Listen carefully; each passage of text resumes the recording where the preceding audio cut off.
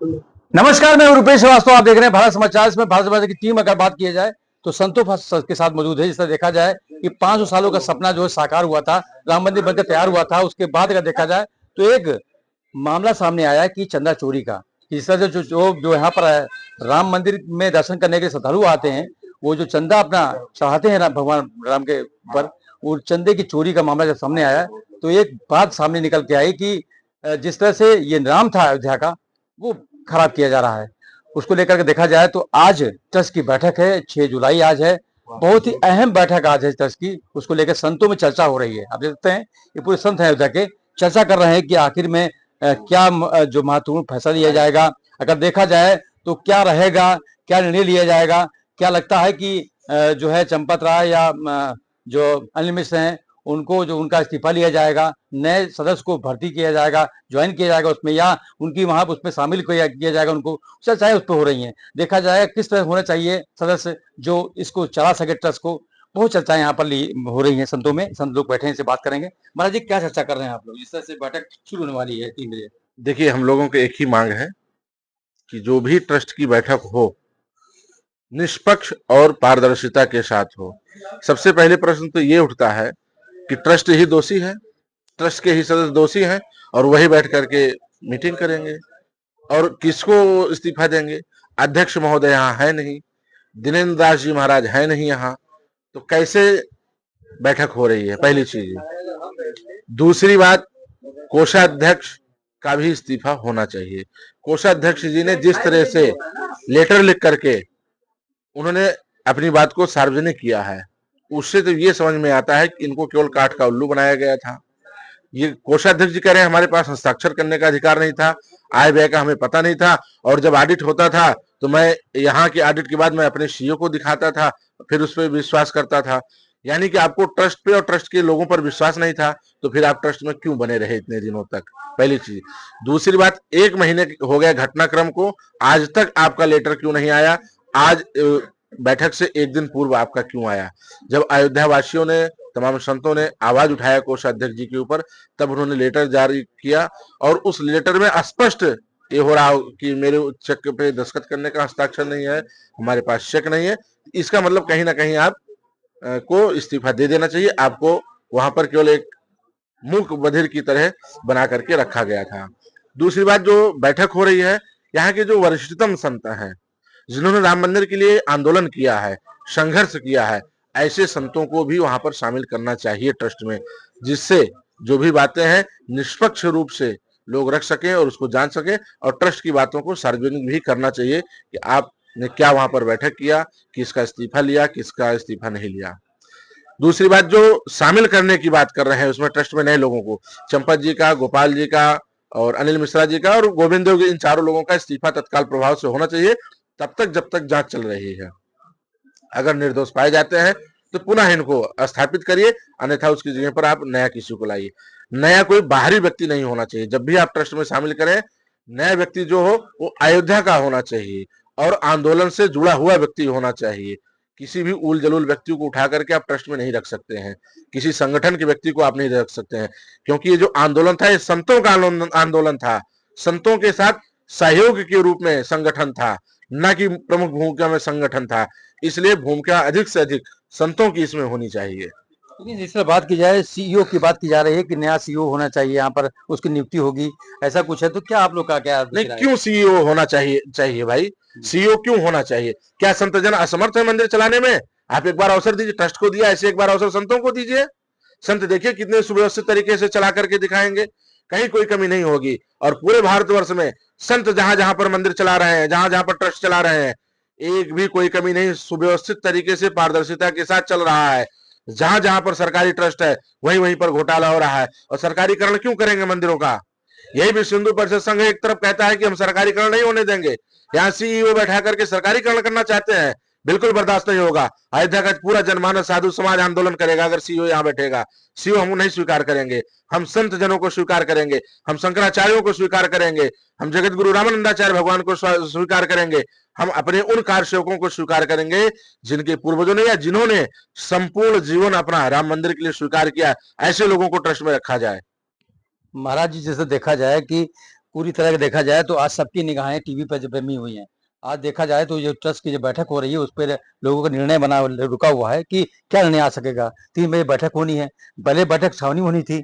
अब बैठक का जो है वो जो स्थान बदल दिया गया है। अब बैठक हो रही है राम जन्मभूमि जो मंदिर है उसमें, जो गेस्ट हाउस उसमें बैठक हो रही है। मीडिया को दूरी बना के रखा गया है। क्या कहेंगे इस पे आप? ट्रस्ट की आंतरिक बैठक है, इसलिए मीडिया को दूरी बनाए हैं, कोई बात नहीं है। लेकिन ट्रस्ट की आंतरिक बैठक के बाद एक सार्वजनिक बैठक भी होनी चाहिए और संतों के संग होनी चाहिए। जब राम जन्मभूमि आंदोलन चल रहा था तो छोटे छोटे निर्णय लेने के लिए संतों की बैठक होती थी, सबकी सहमति ली जाती थी, सबका सहयोग रहे उसमें, और तब ये कहा जाता था संतों ने ऐसा निर्णय लिया है। पहले संत निर्णय लेते थे, अब ट्रस्ट जो भ्रष्ट हो गया वो निर्णय लेगा। ये कैसे संभव है? अयोध्या के नागरिक, अयोध्या का एक एक व्यक्ति, देश का एक एक जनमानस, एक एक हिंदू और कार सेवक, अयोध्या के संत, ये सारे लोग मिलकर इस आंदोलन को चलाए थे। ये आंदोलन जब चला था तो संत इसको लगातार चला ही रहे थे और कदम दर कदम इस पर सफलता प्राप्त करते जा रहे थे। सपोर्ट के लिए आप आए थे और आपने पूरा विषय ही हड़प लिया, पूरा अपने आत्मसात कर लिया। यह उचित नहीं है। इसलिए बैठक के बाद सार्वजनिक रूप से संतों के साथ बैठक करके अपने विषय को स्पष्ट करना चाहिए और इसमें ज्यादा से ज्यादा राम जन्मभूमि से जुड़े हुए लोगों की सहभागिता होनी चाहिए। बाहर से लाकर ऊपर टपका दो, यह भी विषय स्वीकार नहीं है। और एक आईएसओ की लॉबी चल रही है जो ऊपर से सरकार के द्वारा माध्यम से मिलकर, और इस पर सीईओ की व्यवस्था बनाई जा रही है। कई लोग धोती पहनना शुरू कर दिए हैं, शॉल उड़कर संतों से कैसे मिला जाता है इसकी प्रक्रिया शुरू कर दी है। अपने मित्रों के माध्यम से आरोप प्रत्यारोप लगाकर और ये व्यवस्था पर अंगुली उठाना शुरू कर दिए। उनके मनोवृत्ति को कभी हम लोग सफल नहीं होने देंगे। अयोध्या का राम जन्मभूमि आम जनमानस हिंदुओं का था और हिंदुओं का रहेगा, इसका सरकारीकरण कतई स्वीकार्य नहीं है।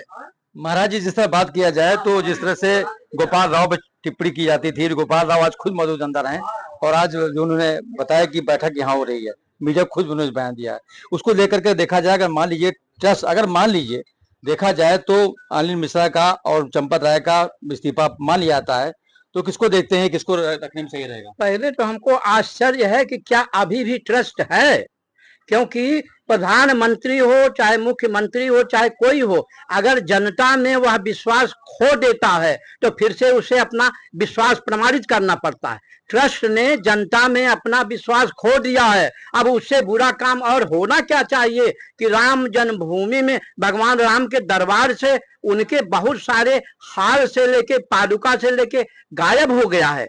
इसलिए वो किस मुंह से बैठक कर रहे हैं और इस ट्रस्ट को फिर से इसका गठन किया जाए और जिन लोगों ने, जो शहीदों की पत्नियां हैं, उनके बच्चे हैं, जिनका की गोली खा खा करके जिनका सिंदूर धुला गया है, वो ऐसे लोग हैं जो लंगड़े लोले बन के घूम रहे हैं और वो योग्यता में उनका देखिए, जिसको सीईओ बनाने के लिए कह रहे हैं, उनसे ज्यादा योग्यता रखने वाले लोग हमारे कार सेवा में आए थे और बलिदान हो करके प्रभु की कृपा से कैसे लाशों के ढेर से बच गए। अगर ये लोग और अयोध्या के सारे साधु संत, जिनकी पीढ़ियां दर पीढ़ियां गुरु से गुरु परम गुरु सारे लोग यहाँ पर भगवान की सेवा किए, उनकी रक्षा किए, कितना सर्दी गर्मी झेले, कार सेवा में भी उन्होंने जितना झेला क्या बताया जाए। मेरे आंख में आंसू आ रहा, यहाँ के संतों ने कैसे कैसे कार सेवकों को ले जा करके कैसे छिपाया, कैसे पाल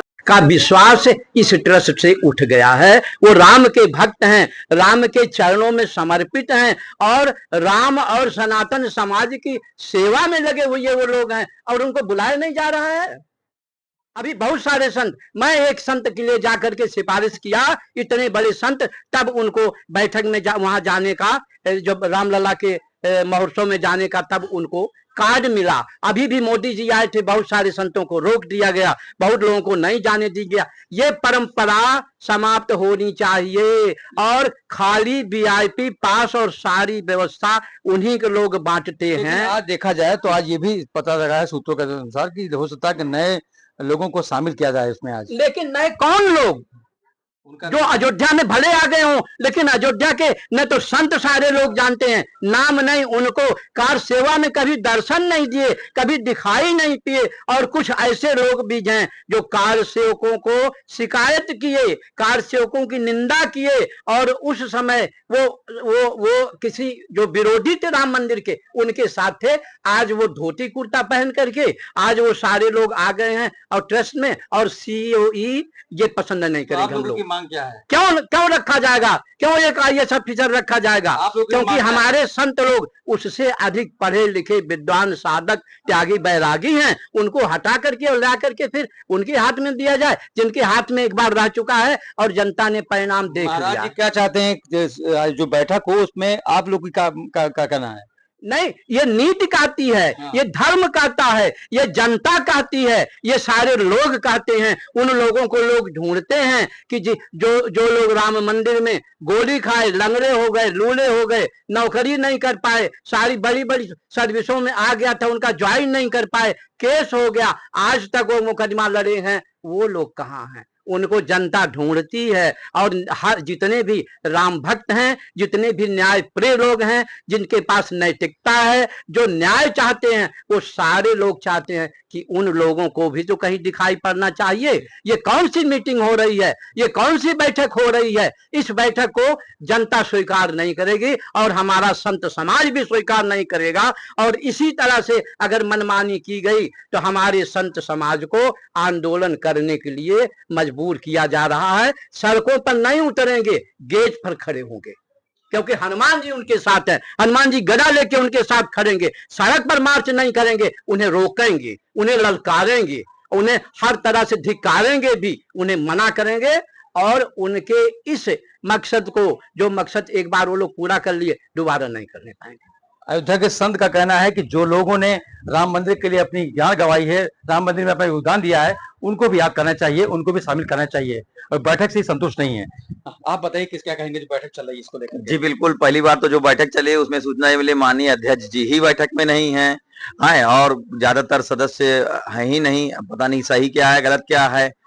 फिर ये सब बैठक करने का कोई आशय नहीं निकलता है कि जो माननीय गोविंद देवगिरी जी जो है महाराज जी आए अभी, वो अपने आप उस अध्यक्ष जो हैं ट्रस्ट में, वो कह रहे हैं, बता रहे हैं कि हमारा कोई चेक पर साइन ही नहीं होता था और बिना साइन के पैसे निकलते थे। तो अभी तक वो कहाँ थे? इसके पहले उनको ये बात बतानी चाहिए। इतने दिन से चोरी का प्रकरण चल रहा है, अभी तक वो जो है बता ही नहीं कि बिना चेक कर हमारा जो है पैसा निकाला जा रहा है। जी, संतों का ये कहना है जो भी बैठक हो रहा हो, जो भी हटाए जाए या रखे जाए, ठीक है। अयोध्या के संतों की भी गिरिजी के बारे में क्या कहना है? गिरिजी के बारे में ऐसे लोगों को इस्तीफा दे देना चाहिए जिसका ट्रस्ट में कोई मतलब ही ना हो, कठपुतली बन के बैठे हो। ये कह रहे हैं संत जी, कह रहे हैं आंदोलन चलेगा, ऐसा कुछ हो नहीं हुआ तो? जी बिल्कुल, जो है देखिए, जो संत जी का कहना वो अपनी भावनाओं को व्यक्त कर रहे हैं। बिल्कुल हर आदमी अपनी पीड़ा व्यक्त कर रहा है।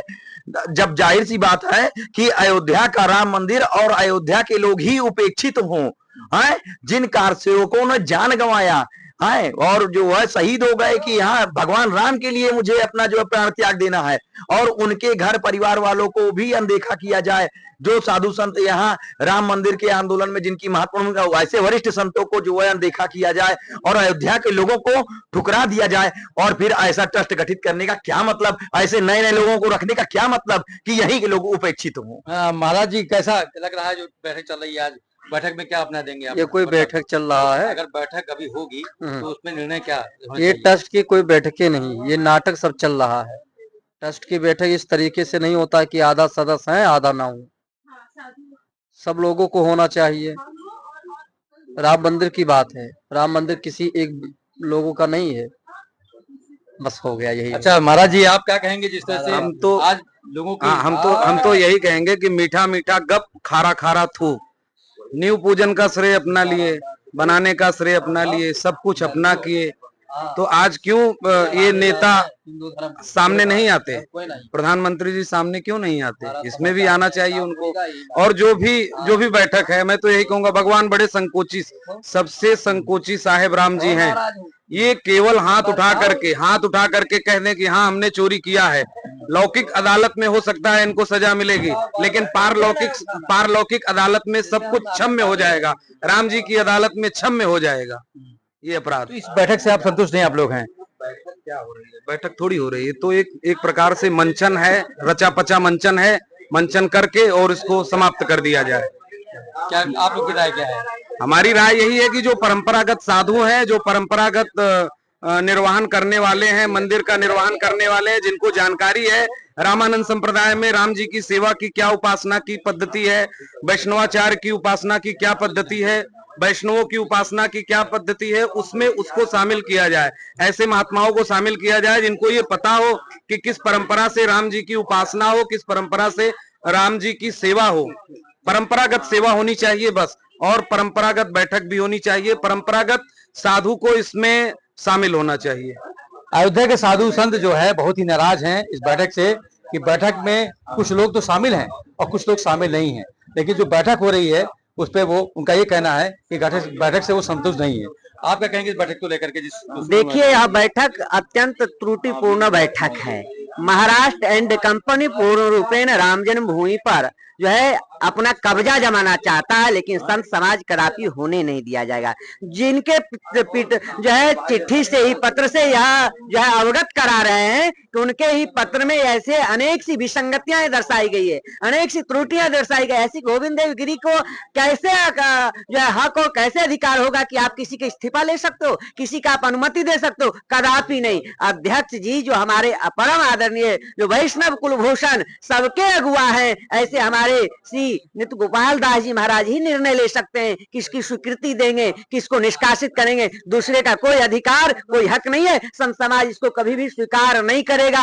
महाराष्ट्र एंड कंपनी को हावी होने के लिए नहीं दिया जाएगा, नागपुर एंड कंपनी को हावी होने के लिए नहीं दिया जाएगा। इसमें संतों की भूमिका होना चाहिए। आप एक व्यक्ति विशेष को छवि खराब करने के लिए सिर्फ एक चंपत राय जी, अनिल मिश्रा जी का आप जो इस्तीफा लोगे, तुम कौन इस्तीफा दोगे? तुम्हारे ही जो विसंगतियां, कोषाधिकार तुम हो, कोष की सारी व्यवस्था तुम्हारे अंदर है, और तुम चाह रहे हो चंपत राय जी को इस्तीफा ले लेंगे, जिनकी त्याग है, जिनकी तपस्या है, जिनकी समर्पण है, जिन्होंने अपने पूरे जीवन को समर्पण करने का काम किए। जो यहाँ नहीं रहता है व्यक्ति, वो कैसे कार्यभार संभाल सकता है? रोज का ऑडिट होना चाहिए, रोज का आय व्यय का ब्यौरा लेना देना चाहिए। आज जो है महीनों महीनों आप प्रवास पे रहते हो, कहते हो कि मैं प्रवास पे रहता हूँ, मैं 1 रुपया का विनियोग नहीं करता हूँ। धिक्कार है तुम्हारे जैसे लोगों को ट्रस्ट में रहना। तुम्हारे जैसे लोगों को ट्रस्ट में रहने के बाद भी ट्रस्ट में इस प्रकार की अनियमितताएं होती है, तो तुम्हारे जैसे लोगों को तो धिक्कार है, धिक्कार है। ऐसे लोगों को ट्रस्ट स्वीकार नहीं करेगा। जो है उनको इस्तीफा लेना चाहिए इस पद से, अभी हाँ, बताया महाराज तो जी। मैं भी तो यही कह रहा हूँ कि जो कोषाध्यक्ष जो है उनके ही पत्र में अनेक सी विसंगतियां, अनेक सी त्रुटिपूर्ण उनका पत्र है। वो कहते हैं मेरे सिग्नेचर के बिना पैसा आय व्यय हो रहा था।